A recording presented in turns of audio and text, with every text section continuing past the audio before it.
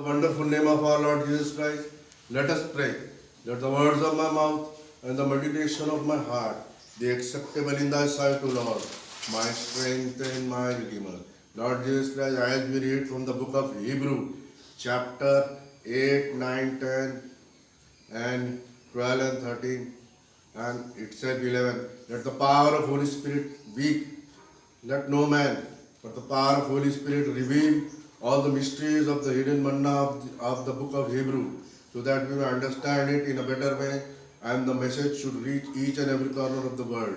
Lord Jesus Christ, you have been marvelous and wonderful in our meeting, and you have showed all signs and visions that you are still the omnipresent God. In Jesus Christ's name I have this prayer. Amen. Amen. आइए हम लोग फिर से continue करेंगे आगे। और मैंने आपको बताया है कि जैसे प्रकाशित वाक्य में एक ही व्यक्ति गॉड है और उसके तीन रोल है। एक ही व्यक्ति पिता का भी रोल करता, पुत्र का और पवित्र आत्मा का। ये इसलिए है कि कोई नए सुनने वाले जो है वो इस चीज को भली बात समझ ले कि बाइबल अगर समझना है, आज हमारे हिंदी में प्रचार हो रहे हैं ताकि इंडिया के अंदर में जो मैक्सिमम गरीब लोग हैं, पिछड़ी जाति के लोग हैं, जिनको इंग्लिश नहीं आती, हिंदी थोड़ा बहुत समझ में आती है, तो वो बाइबल जिन्हें को समझ में आना है और बाइबल का खुदा कौन है, तो ये हम यहाँ से प्रचार हिंदी में किया कर रहे हैं ताकि आप लोगों को समझ में आ जाए। इंग्लिश में प्रचार बहुत हो रहे हैं, अलग अलग लैंग्वेज में बहुत प्रचार है, बहुत शोर मौज है, लेकिन हमारे हिंदी भाषा के अंदर में ये संदेश बहुत कम। और आश्चर्यक्रम आप देखेंगे कि हिंदी के अंदर में बहुत सारे आश्चर्यक्रम हमारे को खुदा ने दिया है। इस चीज का ये है कि हर भाषा को खुदा प्यार करता है और हर जाति के लोग को खुदा प्यार करता है। अब ये संदेश सबके लिए है, कोई पर्टिकुलर क्रिश्चियन के लिए नहीं है, सबके लिए। जब आप लोगों को दुआ प्रार्थना करानी है तो भी करा सकते हैं मोबाइल के जरिए से। आप जहाँ पे भी हो, आप मोबाइल के जरिए से हम आप लोगों के लिए प्रार्थना कर देंगे। आपकी बीमारी है, परेशानी है, दुख है, तकलीफ है, हर चीज़ में खुदावन आपको सहायता देगा।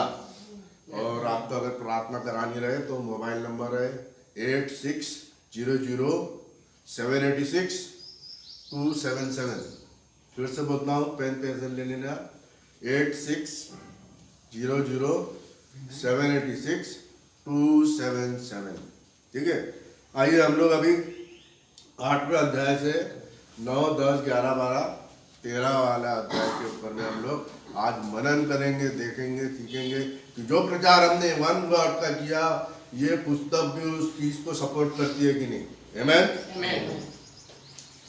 अब आओ, जो बातें हम कह रहे हैं उसमें से सबसे बड़ी बात यह है कि हमारा ऐसा महायाजक।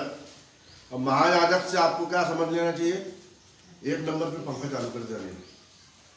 महायाजक से हमको क्या समझना चाहिए कि महायाजक की परिभाषा मैंने आपको सिखाया कि वो मलकीसदेक है। और मलकीसदेक की परिभाषा ये है कि उसका ना माँ है, ना बाप है, ना कोई वंशावली है, और वो आदि है और अंत है, और ना तो उसका कोई शुरुआत है और ना तो कोई उसका अंत है, लेकिन पुत्र जनिका ठहरा।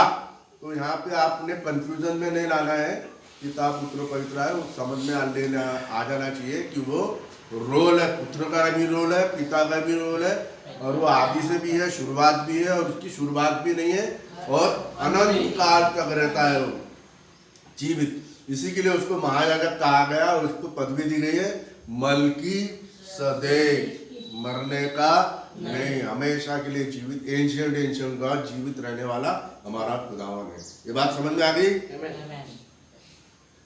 जो स्वर्ग पर महामहिम के दाहिने जा बैठा। अब यहाँ पे फिर कंफ्यूजन नहीं आ जाना चाहिए। दाहिना मतलब जो लॉर्ड है, लॉर्ड ऑफ होस्ट है, वो आवाज के जरिए से बात करता, उसका इमेज आप देख नहीं पाओगे।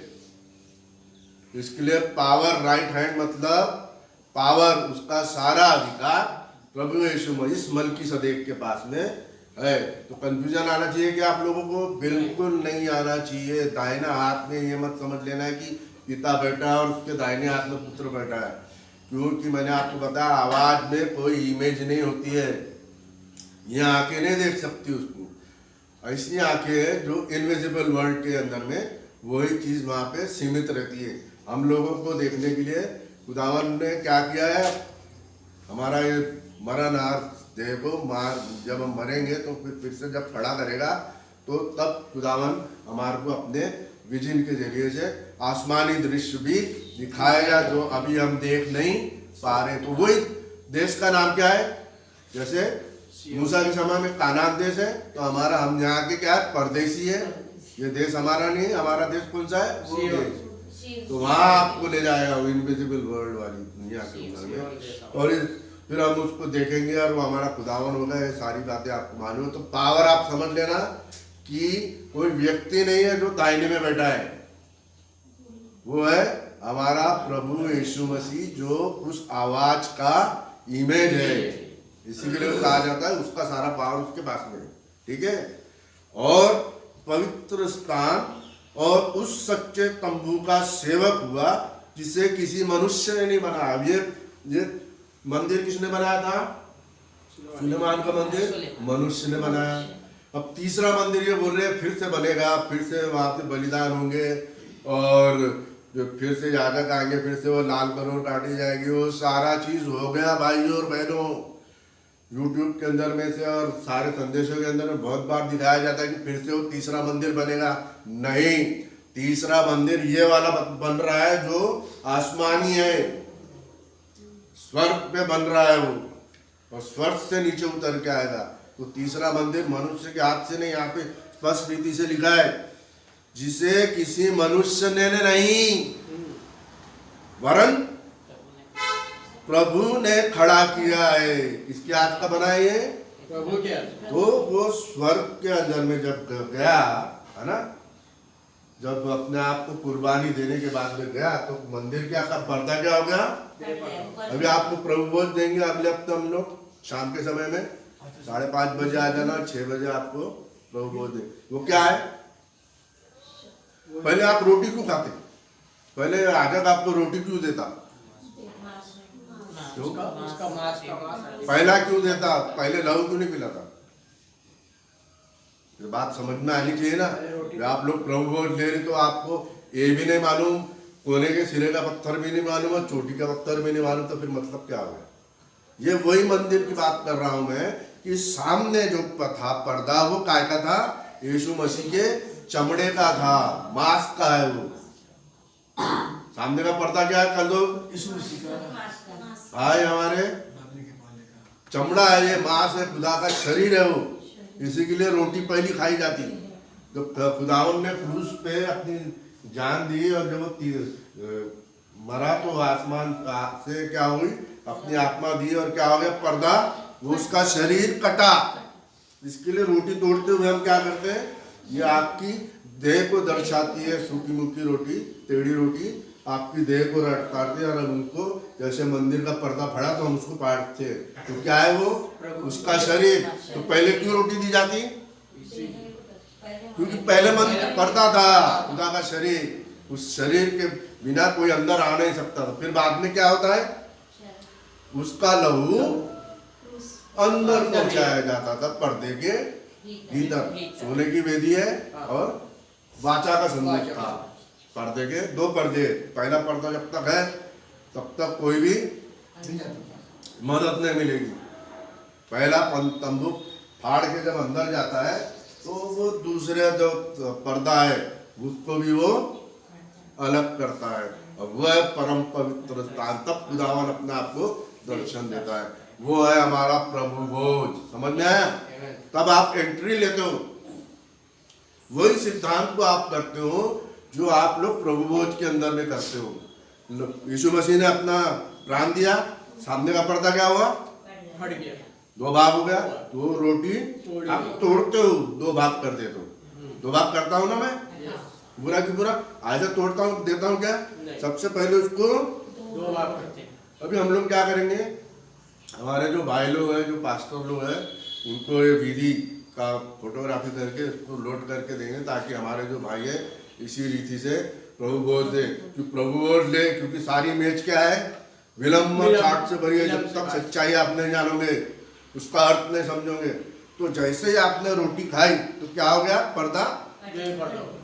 उसके बाद में क्या कहा जाता है, लहू 3 बार कैसा छिड़का जाता, अंगूठे से ऐसा लहू लेते थे और उसको 3 बार ऐसा लहू लेके अंगूठे से क्यों 7 बार छिड़का जाता था, क्योंकि याजक का अंगूठा पवित्र होता है। पैर का अंगूठा सीधा और सीधे हाथ का अंगूठा और सीधा कान, ये पवित्र चीज होते हैं खुदावन के। इसके लिए उसको लहू लेके ऐसा छिड़का जाता था अंगूठे के जैसे। इसके लिए मैं जब भी फोटोग्राफी दिखाता हूँ तो यहीं से पवित्र आत्मा कबूतर की फॉर्म में निकलता है। 2 बार हमने देखा, ठीक है ना, 2 बार यहीं से निकला और यहीं से वो वापस जाता है। ब्रदर ब्रैनम की कब्र में भी वहीं से ही याजक की यहाँ से निकला और यहाँ से जाके आसमान में जहाँ से आया वहाँ से वापस जाता है, ठीक है ना। ये बात समझ में आ गई। प्रभु भोज रोटी क्यों पहले लेना, बाद में ब्लड। और फिर खुदावन अपने आप को क्या करता, तब आप हम यीशु मसीह के साथ में एक हो जाते हो उस प्रभु भोज के जरिए से। तो कितना इंपॉर्टेंट है प्रभु भोज, है ना।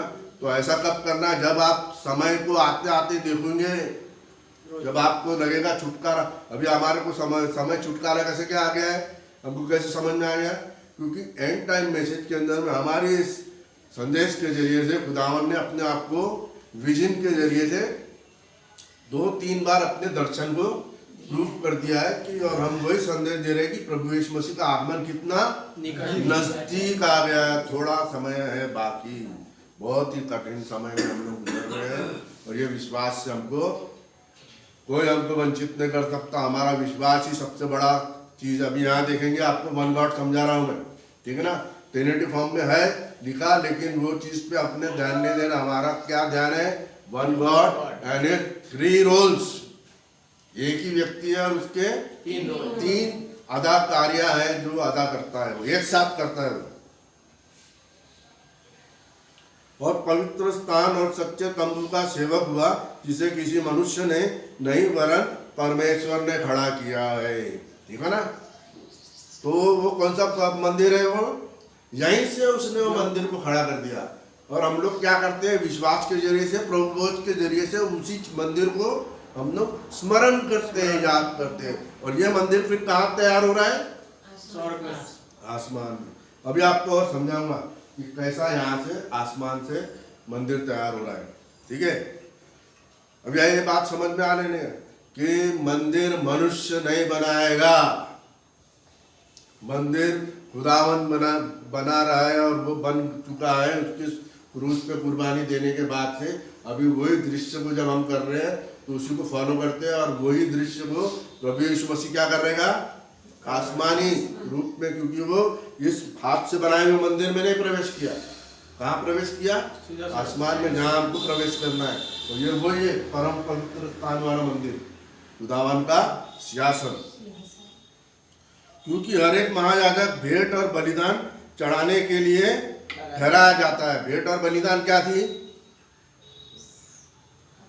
याजक को पहले भेंट चढ़ानी पड़ती थी ना। पहले क्या चढ़ाता था वो, बैल कटता था, है ना, चमड़ा मांस कटता था। वो क्या है, पाप। किसके पाप थे वो, उसके और उसके घराने के। उसके और उसके घराना कौन सा था उसका, यहूदी घराना, ठीक है ना। और फिर ये वाला कौन है, अन्य जाति। हम लोग प्रभु यीशु मसीह की दुल्हन। 2 चीज में बैलेंस है, अन्य जाति की दुल्हन है और ये है पुराना नियम 4000 साल और ये 2000 साल नए नियम के अंदर में, है ना। बलिदान चढ़ाने के लिए ठहराया जाता है। इस कारण अवश्य है कि इस याजक के पास भी कुछ चढ़ाना चाहिए। तो पहले क्या चढ़ाता है वो याजक, अपने आप। प्रभु यीशु मसीह अपने आप को चढ़ा रहा है, तो पहले क्या है, बैल। ये कौन है, प्रभु यीशु मसीह। ये क्या है, पाप। बैल क्या है, फिर इसके लिए क्या है, 2 बकरे। एक बकरा यज़ेल के लिए, पाप को हमेशा के लिए खत्म करने के लिए विल्डरनेस को छोड़ा जाता है। दूसरा बकरा क्या है, यहोवा के नाम पे बलि किया जाता था। ये कौन है? अन्य जाति लोग, हम लोग। ये है टैबरनेकल ऑफ दी कांग्रीगेशन। जो दोनों लकड़ियां कैसी है? पाप की है। दोनों मीनार पाप की है। शमशून ने भी पकड़ा, दोनों मीनार को गिनाया, तब पाप क्या हो गया? हमेशा के लिए। पहले बार उसके बाल कटे, है ना? पहले उसके बाल थे, खुदावन ने बोला था बाल नहीं काटना, नाज़रीन है तू खुदावन के लिए। जो पुराने नियम के अंदर में वो सारे काम करता था, लेकिन छुटकारा मिला क्या पूरे यहूदी लोगों को? नहीं। छुटकारा कब मिला? जब उसने और उसके बाल कट के फिर से आ गए थे, नए नियम के अंदर में आ गए। पुराना नियम खत्म होने के बाद में बाल कट गए थे पुराने नियम का, अब नए नियम के अंदर में उसने विश्वास के लिए किया। खुदावन बोला एक बार आओ मेरे को, तब उसने गिराया। ठीक है। अब ये जो मेंढा है, ये कौन है? 7 मेंढे लिए जाते थे निर्दोष बलिदान के लिए, है ना? 7 बार जो है ना खून छिड़का जाता था। और 7 मेंढे किसके लिए? 7 कलीसिया काल दुल्हन के लिए। वो मेंढा क्यों? 1-1 साल के मेंढे क्यों? निर्दोष।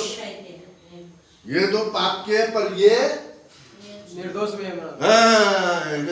Very good. ये क्या है? निर्दोष। निर्दोष मेमने ने दोषी वाले बकरे को और बैल को समझ में आया ना? 3 चीज क्या है? ये पाप है और ये निर्दोष निर्दोष मेमना काटा। क्योंकि जो बकरा रखा जाता ना 10वें दिन बांधा जाता था, 3 दिन परखा जाता था, 14वें दिन उसका खतना फसायदा पार होता था ना। पहला पार फसायदा, तो ऐसा ही किया जाता था।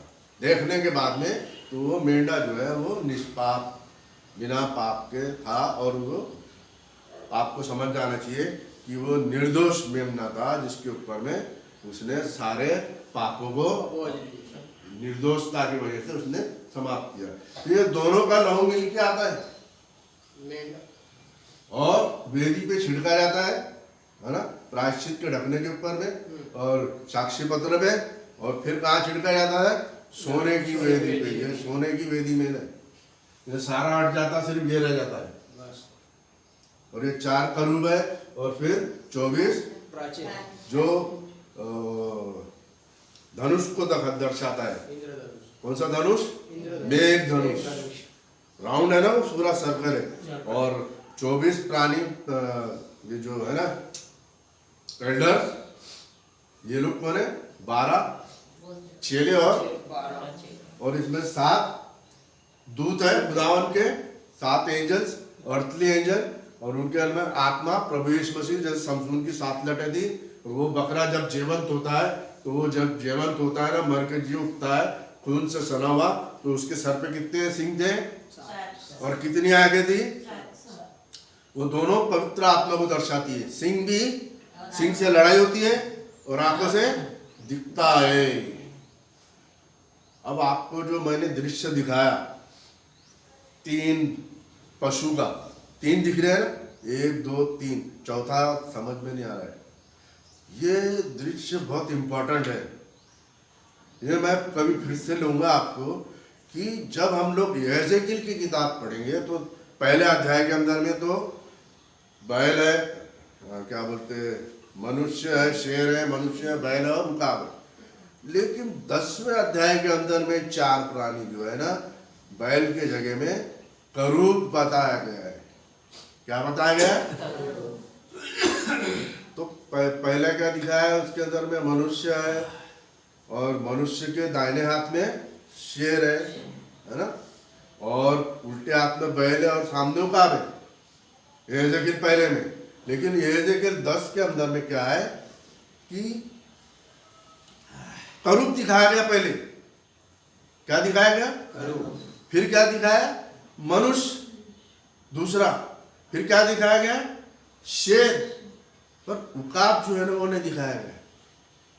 तो आप देखेंगे, मैं आपको बताता था कि वो उकाब है, लेकिन वो उकाब नहीं है। आप देखेंगे वो करूब है, और उकाब का आप मेरी आंखों के सामने देखेंगे, ऐसा मेरे को लग रहा है। आप वो फोटो को देखेंगे, दिखा देगा, आपको कंफ्यूजन नहीं आना चाहिए।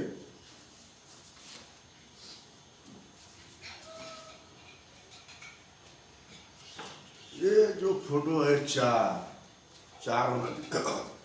तो ये जो है, जो सामने जो खड़ा है ना, ये सामने में वो देखो करूब है, वो अपन उसको ईगल समझ रहे थे, उकाब, लेकिन वो देखो करूब समान दिख रहा है। उसके पंख नीचे है, मतलब रेस्ट हो रहा है।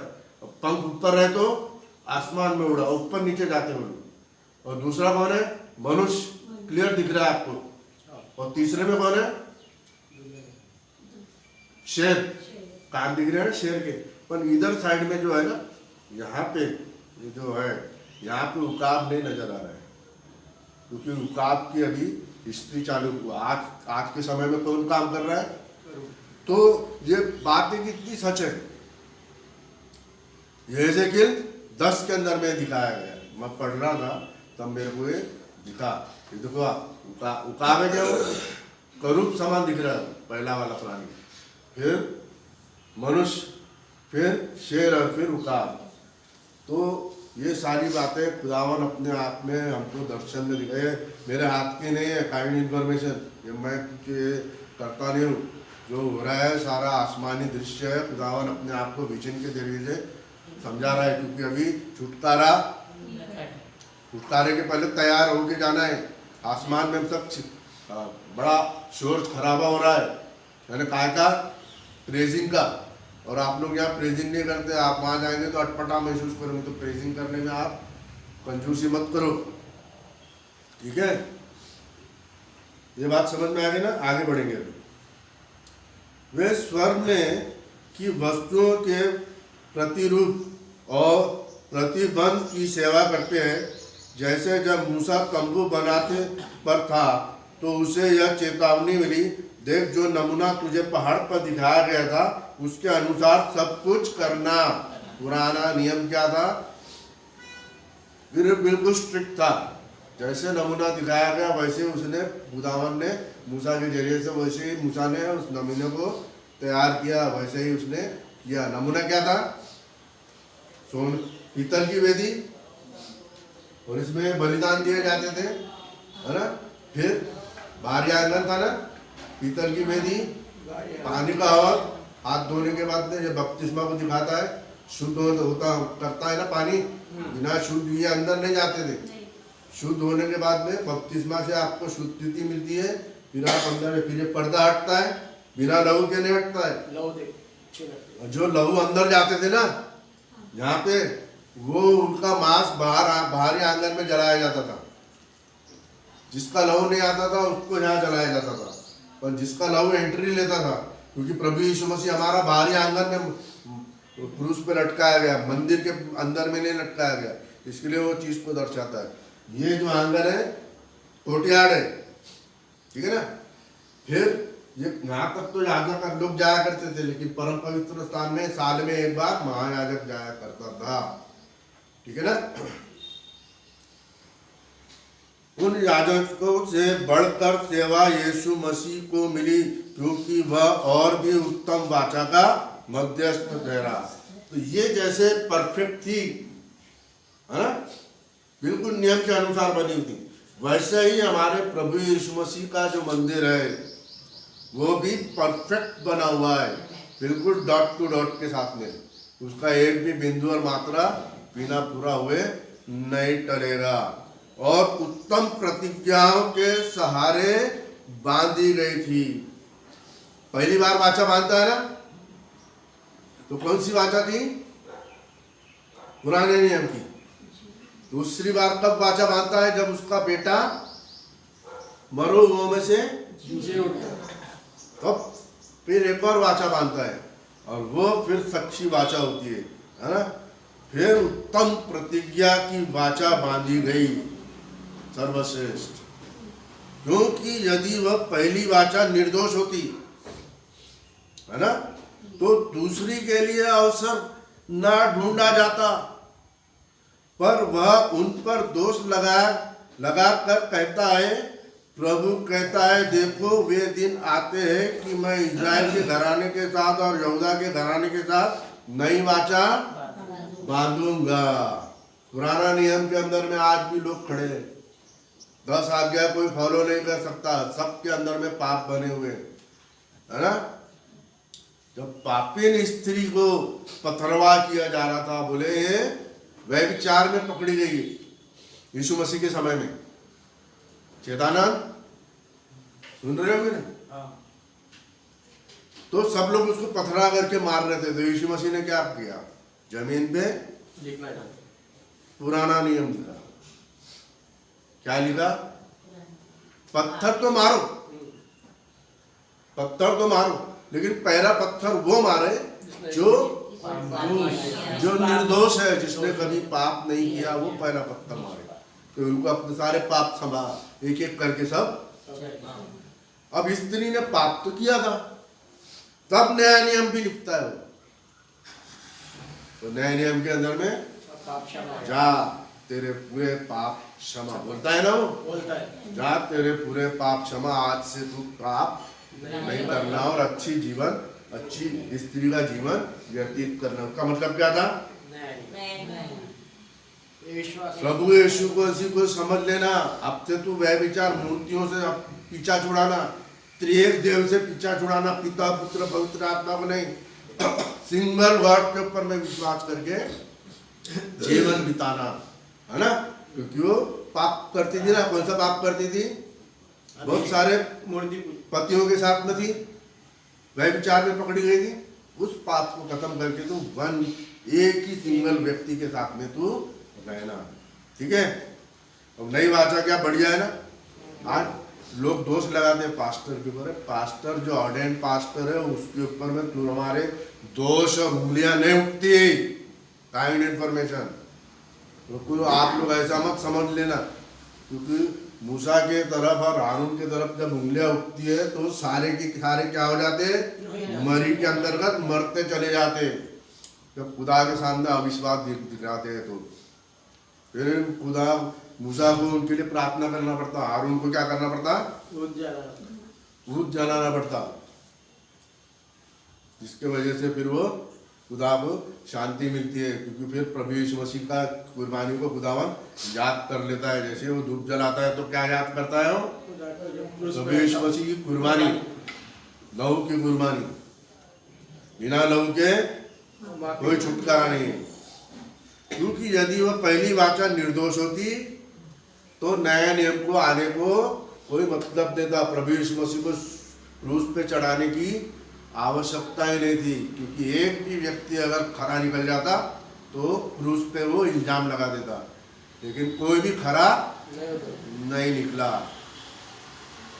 पर वह उन पर दोष लगाकर कहता है, प्रभु कहता है, देख वे दिन आते हैं कि मैं इजराइल के घराने के साथ में, यहूदा के घराने के साथ में कौन सी वाचा बांध दूंगा? नई वाचा क्या होगी? निर्दोष वाली। मैंने आपको स्त्री का उदाहरण दिया, पापिन स्त्री का। पुराने नियम के अंदर का उसने कहा कौन पाप नहीं है वो पाप करो, क्योंकि कोई भी है नहीं जो भी शुद्ध नहीं था।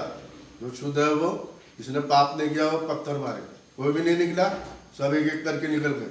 फिर क्या किया उसने? नया नियम निकला।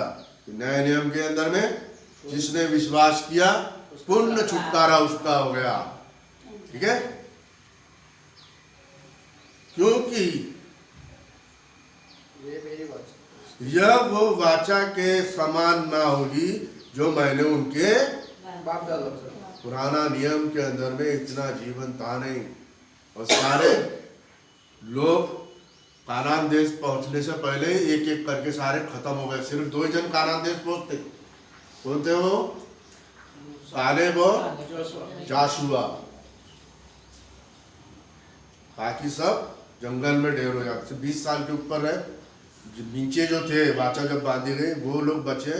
बाकी जो 20 साल के ऊपर थे सारे खत्म हो गए। सिर्फ उनमें से सिर्फ 2 ही, कालेब और जोशुआ, क्योंकि वो विश्वासी थे। तो दुल्हन भी विश्वास से बनी गई, और वो दुल्हन है प्रभु यीशु मसीह की कलीसिया, है ना, सर। वो कलीसिया का सर है। उस समय बांधी थी जब मैं उनके साथ पकड़कर उन्हें मिस्र देश से निकाल लाया, क्योंकि वह मेरी वाचा पर स्थिर न रहे, इसलिए मैंने उनकी सूझी ना ली। प्रभु यही कहता है। फिर प्रभु कहता है कि वो वाचा जो उन दिनों के बाद इजराइल के घराने के साथ बांधूंगा, नया नियम, वो यह है कि मैं अपने व्यवस्था उनके मन में डालूंगा और उसे उनके हृदय पे लिखूंगा। मन में डालूंगा, हृदय में लिखे हैं क्या? कि हम विश्वासी लोग हैं प्रभु यीशु मसीह के, और हमारे सारे पाप रिडीम हो गए, है ना? क्या हो गए? रिडीम, है ना? अब कुछ करने से आपके पाप क्षमा होते थे, यहाँ आपको करना नहीं है, यहाँ आपको सिर्फ विश्वास करना। रिडीम का मतलब पहले ही से तुम्हारे खून बहा चुका है, बस आपको विश्वास करना, पहले से ही कुर्बानी, और वो जीवित है अभी, इसी के लिए आज भी कुर्बानी का लहू आपको बचाता। हमको सिर्फ क्या करना है? नए नियम में विश्वास करना है, और वे मेरे लोग ठहरेंगे। और हर एक अपने देश वालों को और अपने भाई को यह शिक्षा ना देगा कि तू प्रभु को पहचान, क्योंकि छोटे से लेके बड़े तक सब जान लेंगे कि प्रभु यीशु मसीह जीवन और जिंदा खुदा बनकर से खिंची। क्योंकि मैं उनको धर्म के विषय में दयावंत हूँगा और उनके पापों का फिर स्मरण नहीं करूँगा। पाप तुम्हारे ऐसे क्षमा हो जाएंगे कि फिर से वो कभी तुम्हारे पाप को स्मरण नहीं करेगा। आसपास में दिखता होगा तो उसको बंद कराएंगे। नई वाचा की स्थापना से उसने प्रथम वाचा को पुरानी ठहरा दिया। क्या किया उसने? प्रथम नई वाचा ने क्या किया? प्रथम वाचा ने क्या किया? पुरानी वाचा को क्या किया? खत्म कर दिया। जब पुरानी होती है तो उसका कोई चलन नहीं होता, उसके अंदर में पुराना हो गया और कुछ काम का नहीं रहा तो उसको क्या करना पड़ता? खत्म कर देना पड़ता। नई वाचा की स्थापना से, नए नियम से पुराने नियम की वाचा क्या हो गई? पुरानी ठहरा दी गई, काम की नहीं रही। और जो वस्तु पुरानी और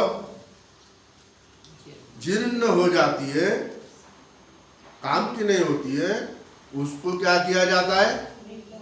मिट जाना अनिवार्य है, उसका मिट जाना अनिवार्य है। ठीक है? 8वां अध्याय कितना बढ़िया लगा? इसमें आपको ट्रिनिटी इसने सताया क्या? सताया, लेकिन हमान ने अपने आप पे काबू रखा और मन में यही सोचा कि वन गॉड है, उसके 3 रोड है। तब आपको इसका आनंद आया कि प्रभु यीशु मसीह एकमात्र हर सरल घुटना के सामने टिकाया जाएगा। कोई कितना भी विरोध कर ले यीशु मसीह का, आखिर जीत तो यीशु मसीह की होगी। आमीन। जीतेगा तो सच्चा खिलाड़ी, और हमारा खुदावन जो है वो जीतों का खुदा है। 9वां अध्याय। अब ये देखो पुराने नियम की पूरी परिभाषा है ना? जो हमने पढ़ा, पुराने को खत्म करता है, नए को लाता है। तो पहले वो पुराने नियम को आपको बताएगा क्या क्या है। तो मैं इस क्रॉस के जरिए से डेमोन्स्ट्रेट करके दिखाऊंगा कि ये 9वां अध्याय कैसा बताता है, क्या चीजें आपको बताती है। तो आपको बाइबल पढ़ने में कठिनाई नहीं आएगी। ठीक है? बाइबल खोलो अपने साथ में, जो बाहर वाले देख रहे हैं यूट्यूब के जरिए से, तो बाइबल खोलना, देखने का और समझने का, और जो जो चीज़ें मैं बता रहा हूँ उसको वहाँ पे साइड में आप लिख लेने का, ताकि आप फिर से कभी इसको भूले ना। ठीक है? उस पहली वाचा में से सेवा के नियम थे। पहली वाचा ना काय के थे? सेवा के। ये नई वाचा है। पुरानी वाचा कौन सी थी? ये जो नई वाचा है, पुरानी वाचा के साथ में ही बनी हुई है। जैसे पुराने में लहू होना था तो नई में भी लहू होना जरूरी है। ये जो क्रॉस है वो क्या है? नई वाचा। और ये क्रॉस के जरिए से फिर मंदिर बनता है, आसमानी मंदिर। और ये बनता है शारीरिक, पर वो शारीरिक मंदिर इसी के आधार पे बना था। तो पुराना जो हाथ से बनाया हुआ मंदिर था सुलेमान का, वो इसकी छाया है, और ये असर है। उसका रिफ्लेक्शन है। और ऐसा परम स्थान था जो इस जगत का था। काय का था? इंसान से बनाया हुआ। सुलेमान के ने जो बनाया था मंदिर, है ना, मूसा को जो आज्ञा दी वैसा प्रकार से उसने मंदिर बनाया, ठीक है। क्योंकि एक तंबू बनाया गया, ये ठीक है, ये तंबू ले लिए जो ऐसा पूरा घेरा है ना, और ये बाहरी आंगन है। तो बाहरी आंगन जो लहू अंदर जाता था उसके मां से लहू को बाहर कोर्टयार्ड के बाहर, क्योंकि प्रभु यीशु मसीह क्रूस में बाहर टंगाया गया क्रूस पे, तो बाहर उसको मांस और लहू, ये क्या बोलते हैं, मांस चर्बी और जो भी है चमड़ा वमड़ा सब बाहर जलाया जाता था। तो एक लाल कलोर को भी क्या किया जाता था? कोर्टयार्ड के बाहर उसकी बलि दी जाती थी। क्यों? क्योंकि लाल कलोर क्या करती है? शुद्धता को देती है। ये सारे याजक लोग को शुद्ध करती थी, हाँ? और सारे मंदिर को जब बनाते थे तो वो याजक लोगों को पहले शुद्ध करती थी।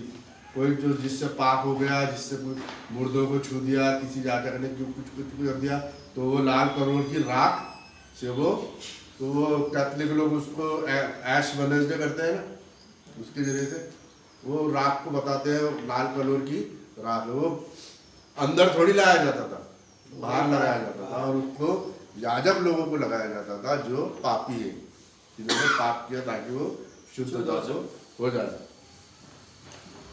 अब समझ में आया ना?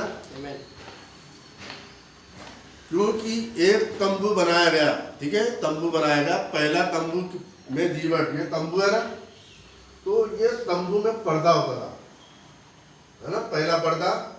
और ये बाहरी आंगन, यहाँ पीतल की वेदी, यहाँ पानी वाहन, और पहला तंबू यहाँ बनता था, ठीक है। तंबू समझ गया? ये बाहरी कोर्टयार्ड है, मंडप डालते हैं ना, बाहर कोर्टयार्ड है। बाहर एक वेदी होती थी जो बाहर जलाई जाती थी। ये कोर्टयार्ड के अंदर में पीतल की वेदी थी, यहाँ पे बकरे का, बैल का, मेंढों को बलि कराया जाता था। फिर क्या आता था? पानी का और हाथ पैर धो के पवित्र होने के बाद फिर ये पहला मंदिर है, ठीक है। तो ये तंबू बनाया गया है ना, पहला पर्दा। तो ये पहले पर्दे के भीतर क्या थी? मेज यहूदियों को दिखाती है 12 रोटी, और ये 7 दीवट अन्य जाति को दर्शाती है। अन्य जाति में के दुल्हन चुना उसने। और मेज और भेंट की रोटियां थी, वह पवित्र स्थान कहलाता है। क्या स्थान कहलाता है? ये पवित्र स्थान। तो यहाँ पे पवित्र लोग ही रहेंगे। दूसरे पर्दे के पीछे वह तंबू था जो परम पवित्र कहलाता है। फिर ये पर्दे के बाद में फिर ये पर पर्दा आता है, और वो पर्दे के ऊपर में तंबू था। वो कौन सा था? परम पवित्र स्थान वाला तंबू था। उसमें सोने की धूपदान थी। उसमें सोने के धूपदान क्या है? आपकी प्रार्थना है, आप लोगों का विश्वास। उसको कहाँ लेके जाया करता था?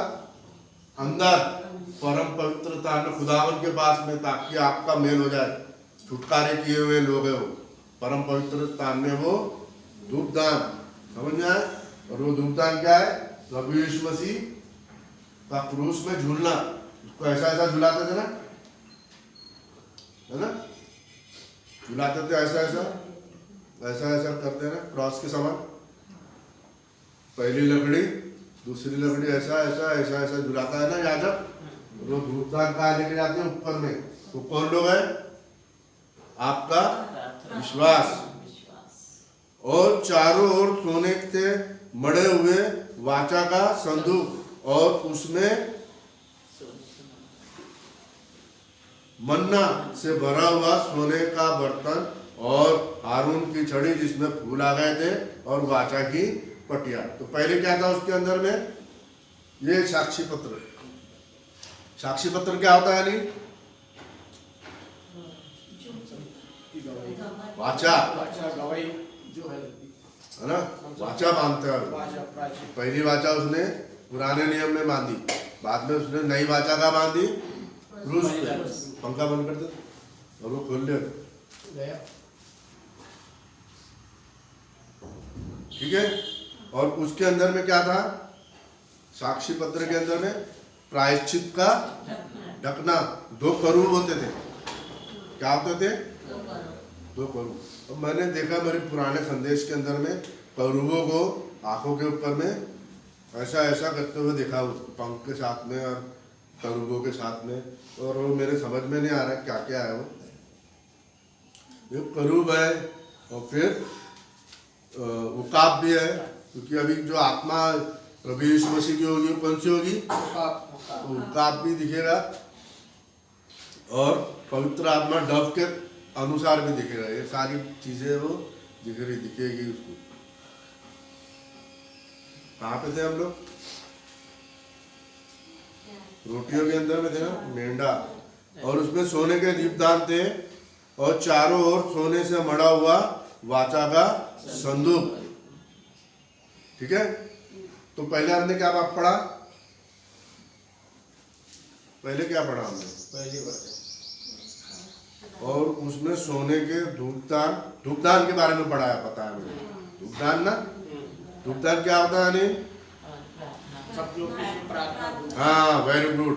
वो कहा जाता है आसमान परम पवित्रता में प्रभु यीशु मसीह के साथ में आपका मिलान करा रहे हो।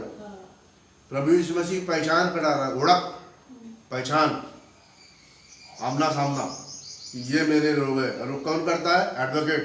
वो कौन करता है? प्रभु यीशु मसीह। और वो कौन है वहां पे? आवाज, है ना। और वो आवाज और प्रभु यीशु मसीह एक है। वो एडवोकेट भी है यीशु मसीह, और न्यायाधीश भी है। दोनों काम एक ही व्यक्ति करता है। एक ही प्रभु है और एक ही खुदावन है, और एक ही बिछवाई खुदावन के और लोगों के बीच में, और वो है मनुष्य। और वो मनुष्य कौन है? मसीह। देखा कैसे वन गॉड के ऊपर में हम लोग, और बाइबल कैसा सपोर्ट करती है हमको। और चारों ओर सोने के मढ़ा हुआ वाचा का संदूक था, जिसमें मन्ना था। मन्ना क्या है? पुराने नियम का मन्ना क्या था? अब ये लोग भूख प्यास कर रहे थे, तो उनको क्या दिया खुदा ने? रोटी खिलाई, है ना। ये चमड़ा है, यीशु मसीह ने अपना मांस खिलाया पुराने नियम के अंदर, टाइप है वो। फिर पानी होना था, पानी भी पिलाया वो, तो प्रभु यीशु मसीह का लहू। पानी किसको दर्शाता है? पवित्र करता है ना, पानी पवित्र करता है, और लहू भी क्या करता है? पवित्र करता है। लेकिन जो पानी, लहू और पानी बन जाए, बसाए, तो वो क्या हो गया? शैतान की तरफ हो गया, क्योंकि वो सारा लोग जो विश्वास नहीं किया उसको सारे को खत्म करता है ना। पानी और लहू क्या करता? लेकिन अगर पानी, सिर्फ पानी रहा प्योर और सिर्फ लहू रहा प्योर, तो क्या हो जाता है? आप लोग उसमें बचते। दोनों फर्क है, क्योंकि जब तुरी फूकी जा रही है तो समुद्र क्या हो गया? लहू समान लाल हो गया। पानी और लहू मिक्स हो गया ना, पानी लाल हो गया तो सारी मरी वहां हो गई, झाड़ मरे गए, ये मर गए, नदी नाले सब खराब हो गए, पहाड़ गिर रहे, नाक धोना हो रहा है, सारी पूरी फूकी जाने पर हो रहा है ना। तो सिर्फ पानी रहा तो आपको पवित्र करता, सिर्फ लहू प्रवेश किया तो आपको पवित्र। ये फर्क है दोनों के अंदर। तो मन्ना समझ में आ गया? भूख से मर रहे थे तो खुदा ने उनको रोटी दी। ये मन्ना खाएंगे तो मरोगे। लेकिन ये जो मन्ना है, कौन सा? जिसको याजक प्रचार करता, जिसको भविष्यवक्ता ने प्रचार किया, ये मन्ना खाओगे तो कभी ना मरोगा। ये क्या है? And time message. ये क्या है? जो हम आपको खुलासा बता रहे हैं बाइबल में से पढ़ के, कि आप हिंदी बोलने वाले जितने भी इंडिया के अंदर में, इंडिया के बाहर है, सारे लोग समझ ले बाइबल को, क्योंकि इंसान नहीं, पवित्र आत्मा ये सारे भेदों को आपके सामने में खोल रहा है। अब आपको पुराने नियम में और नए नियम में फर्क बता रहा हूँ। पुराने नियम में मत घुसे रहो। 10 आज्ञा आपको नहीं बचाएंगी, रिडेम्पशन नहीं होगा आपका। 10 आज्ञा में क्या होता है? रिडेम्पशन। और नई वाचा में क्या है? रिडीम्ड। रिडेम्पशन और रिडीम में फर्क है। रिडेम्पशन कुछ समय के लिए हो गया, रिडीम मतलब हमेशा के लिए। हमेशा के लिए। कभी फिर याद नहीं करता हूँ, कभी स्मरण में नहीं आएंगे तुम्हारे पाप, ऐसा रिडीम करता हूँ, उसको बोलते हैं रिडीम। और वो सिर्फ विश्वास से हासिल करोगे आप। तो मन्ना समझ में आ गया, पुराने नियम का मन्ना। और नहीं तो मन्ना थी वहां पे वाचा की साक्षी पत्र के अंदर में। दूसरी क्या थी? छड़ी। जिसमें फूल। दूसरी क्या थी? छड़ी। तो अब छड़ी में क्या लग गए थे? फूल। जिसमें फूल लग गए थे, लिखा है ना। छड़ी तो पुराने नियम की थी, लेकिन पवित्र आत्मा का आपका उतरा जब वो कुर्बानी दिया, तब उसने बोला मैं विनती करूंगा पवित्र, तब फूल लगे। आमीन। विश्वास के जरिए से, और वो फूल हम लोग हैं, पवित्र आत्मा। तो पवित्र आत्मा आपका खंबा, धुएं का बादल, प्रभु यीशु मसीह अपने आप को दर्शाता है ना, करूब के अंदर में। और ये डफ के जरिए से आग का खंबा, धुएं का बादल, है ना, 4 बीज, ये सारे प्रभु यीशु मसीह के पवित्र आत्मा के फल है। जिसको हम विश्वास करेंगे तो हमको वो फल मिलेगा, अनंत काल का जीवन। तो लकड़ी में फल आना मतलब अनंत काल का। और वो कैसे आता है? पवित्र आत्मा काय में आया? कहाँ उतरा? नए नियम में, पुराने नियम में नहीं उतरा। ध्यान में रखना, पवित्र आत्मा फल हो जाता है, और वो फल हम लोग हैं। क्योंकि जब तक जी नहीं उठा तो पुराने नियम का भी कोई नहीं जी उठता। सारे यीशु मसीह के पीछे जी उठे। 2 जो बचे हैं वो अभी मरेंगे और फिर जी उठेंगे 3.5 साल के अंदर में। दानियल की भविष्यवाणी जो बची है ना, 3.5 साल की, वहाँ